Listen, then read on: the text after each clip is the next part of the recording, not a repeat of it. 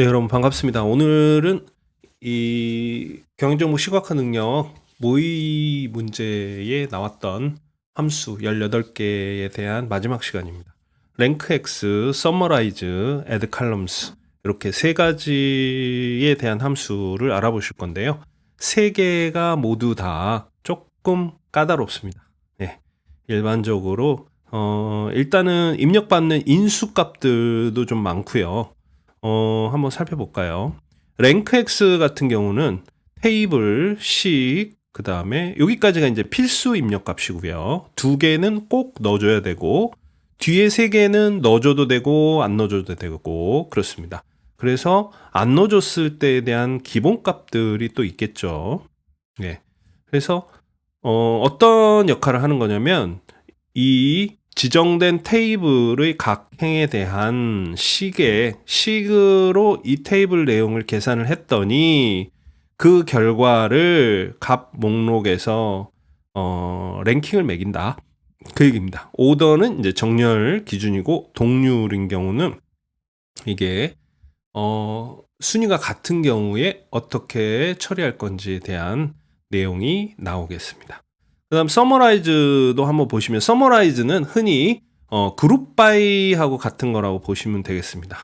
유사한 거죠. 그래서 어떤 카테고리컬한 변수들, 그러니까 뭐 지역명이라든지 아니면 대여소명이라든지 이런 수치가 아닌 이런 카테고리컬한 것들을 중심으로 주로 그룹핑을 해주는 겁니다. 그래서 시도별로 뭐 서울, 부산, 뭐 대구, 광주 뭐 이런 게 있다라고 하면 이런 도시의 매출의 합을 구하는 테이블을 만들어 주는 거죠.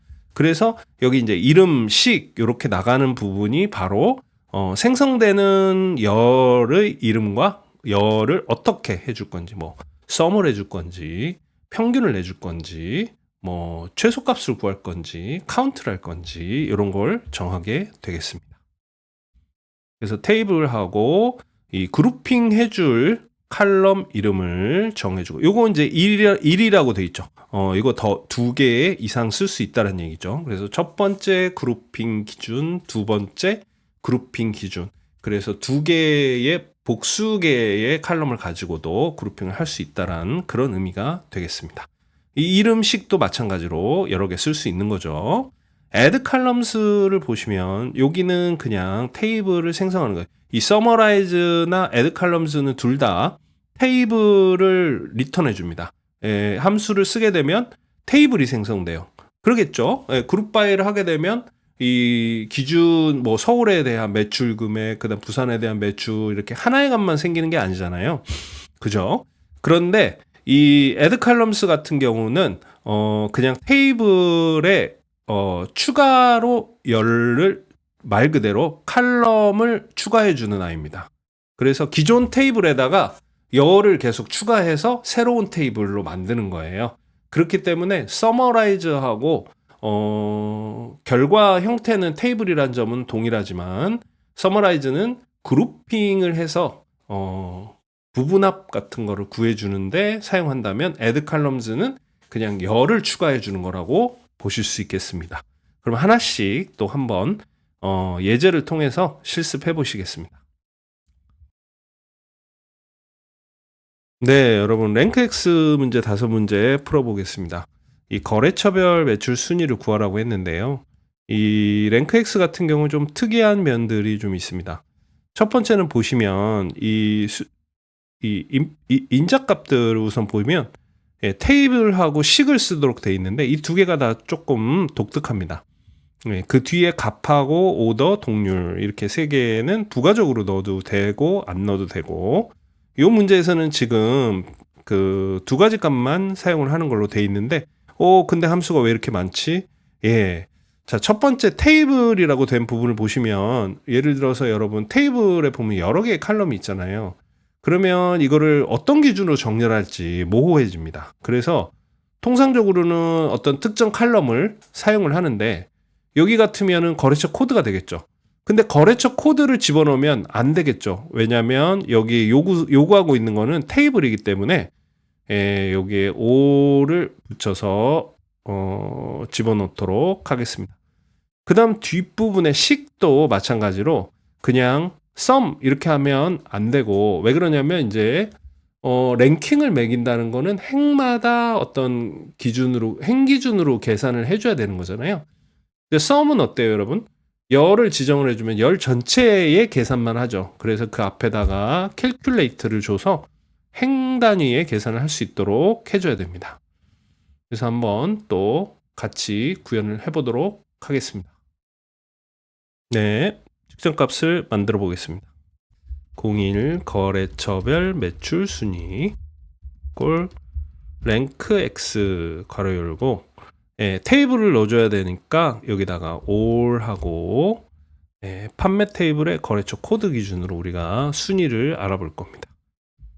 그 다음에 sum을 해서 매출 금액을 집어넣어 줄 건데요. 이렇게 하면 행단위 순위 계산이 어려우니까 앞에다가 calculate를 집어넣어서 행단위 계산을 할 수 있도록 해줬습니다. 자, 이렇게 완성이 됐고요.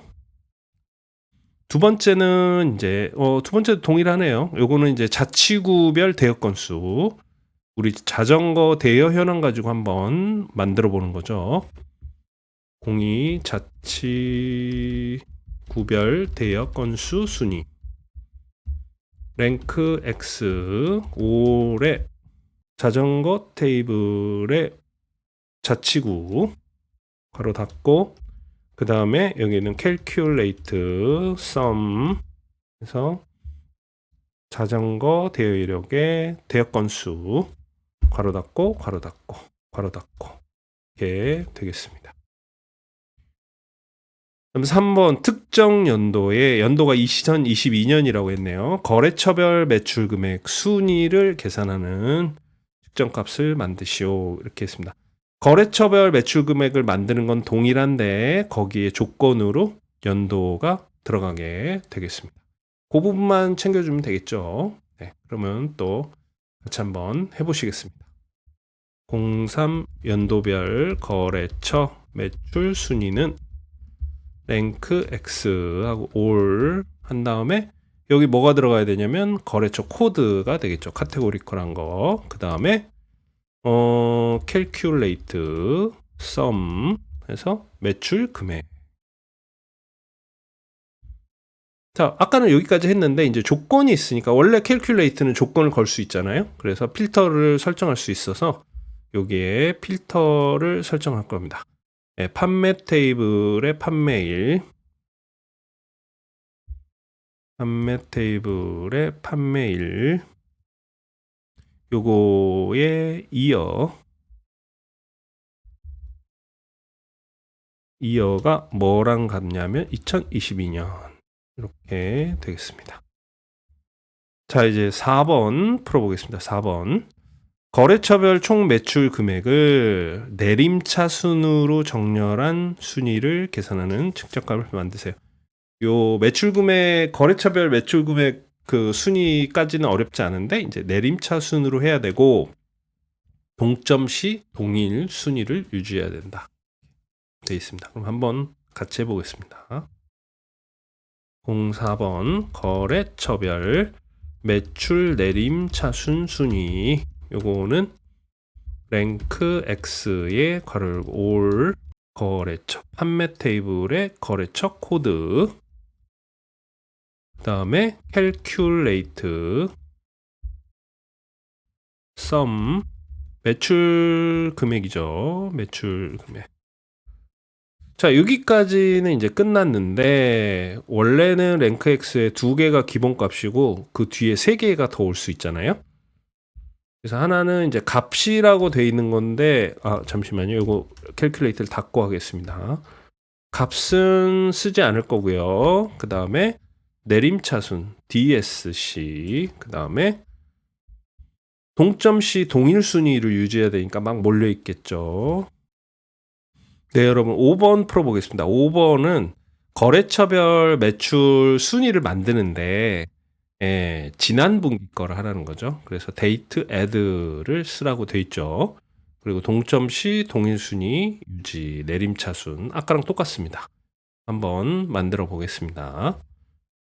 05 거래처별 분기 매출 내림 자순 순위는 랭크 X 올 해서 거래처 코드가 될 거고, 그 다음에 calculate sum 매출 금액이겠죠. 매출 금액. 그 다음에 조건으로 date add. 그래서 date는 뭐냐면 날짜 테이블에 날짜를 쓰라고 했습니다. date. 그래서 마이너스 1 하고 쿼터를 하면 되겠죠. 1분기라고 했으니까. 예, 이제 서머라이즈 함수 5문제를 풀어보도록 하겠습니다. 서머라이즈하고 add columns는 이 결과를 테이블로, 테이블을 만들으라고 했잖아요.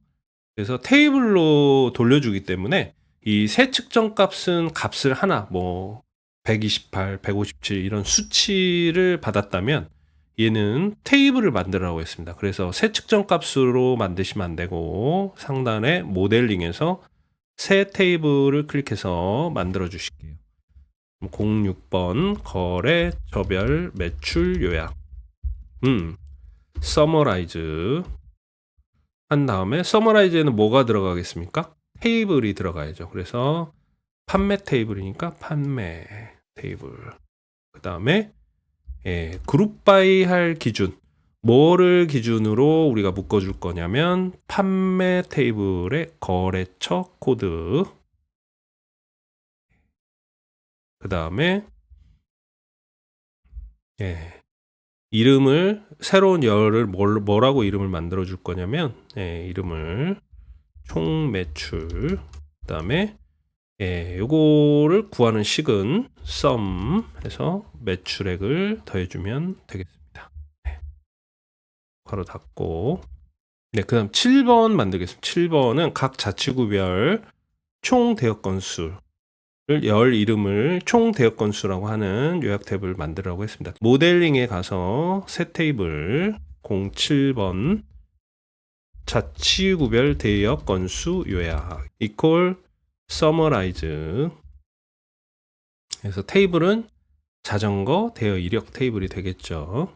그 다음에 그룹 바이 하는 거는 자전거 대여 이력의 자치구. 자전거 대여 이력의 자치구. 그 다음에 이름이 뭐가 되겠습니까? 총 대역 건수. 여기에 이제 그 그룹 바이 하는 거를 더 쓸 수도 있지만 더 안 써도 되는 거죠. 그래서 더 쓰지 않았습니다.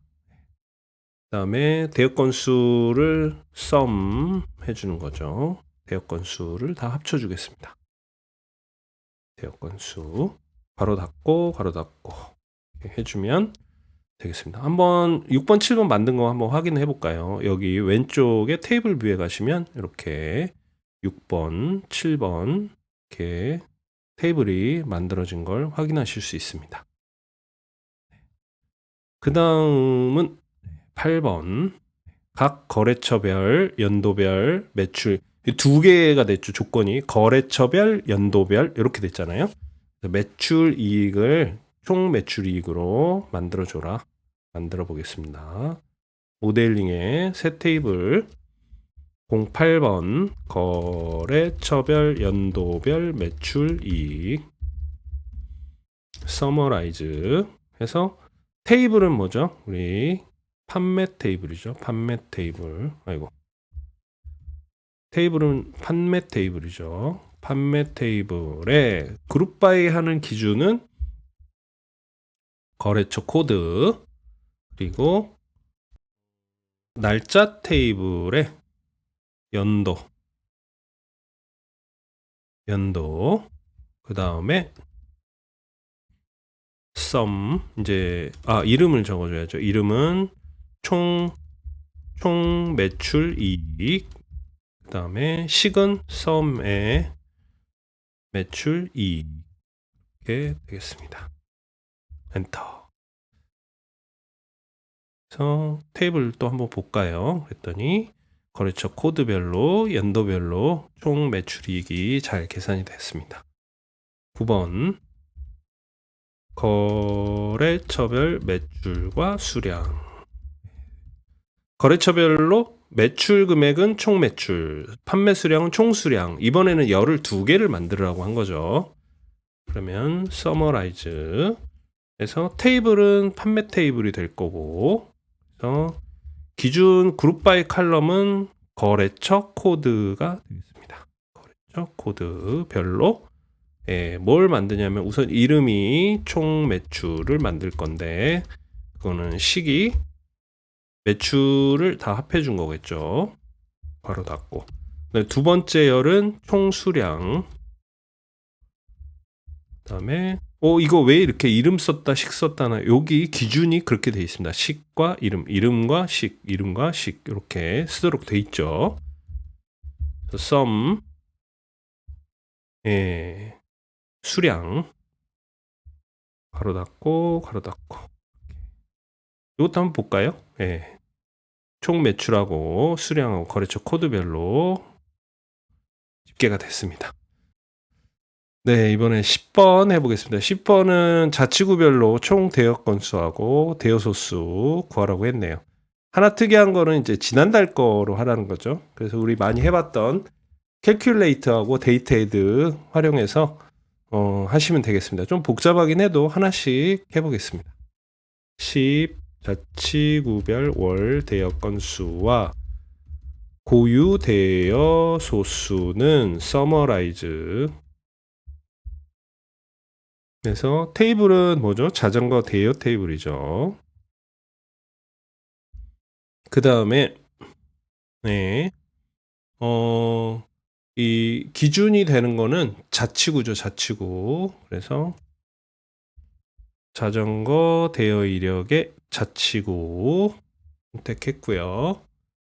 그 다음에 이름을 뭐로 하라 그랬냐면은 월 총 대여 건수.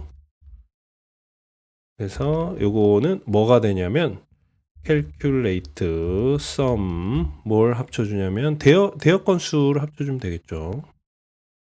대여 건수 합쳐주는데 조건이 있었죠.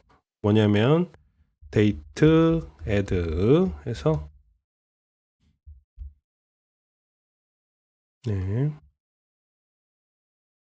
자전거 대여일이 점 데이트가 -1 month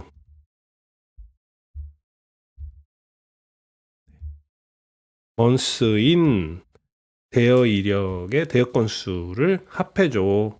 그 다음 두 번째 칼럼은 고유 대여 소수. 요것도 마찬가지죠. calculate sum. 요거는 저기죠. sum이 아니고 고유 대여 소수를 구하라 그랬으니까 distinct count가 되겠습니다. 그래서 대여소 명을 하면 되겠죠. 대여소명. 대여소명이네요. 네. 대여소명. 요거를 하는데 조건이 date add. 그래서 자전거 대여 이력의 대여일에 -1 month 이렇게 됐습니다. 여기 대여 제가 수정해 놓겠습니다. 네, 이번에 add columns 하겠습니다. 11번. add columns는 테이블에다가 열 추가하는 거라고 말씀드렸죠. 그래서 어떻게 보면 summarize보다는 좀 더 쉽습니다. 같이 한번 해보시면 또 금방 이해가 되실 것 같아요. 자, 여기서는 뭘 하라 그랬냐면 판매 테이블이 기준 테이블이고 여기다가 총 매출을 계산하는 총 매출을 추가한 테이블을 만들으라 그랬습니다. 근데 수량하고 단가를 이용하라 그랬으니까 2개를 곱해주면 되겠습니다.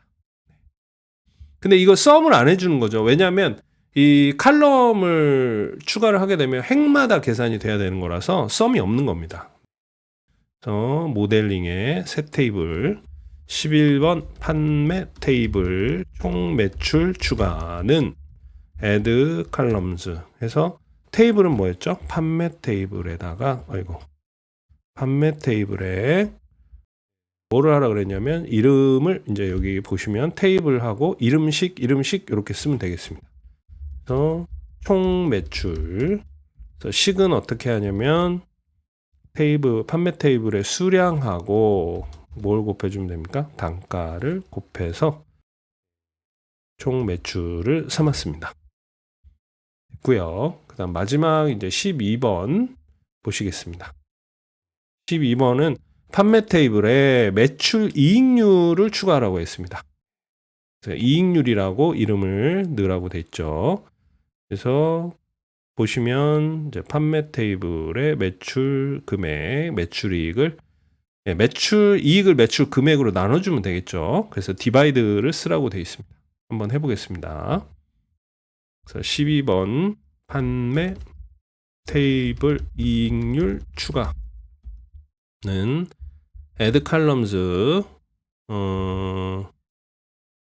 판매 테이블 판매 그 다음에 이름을 뭐라고 했냐면 이익률 있고 디바이드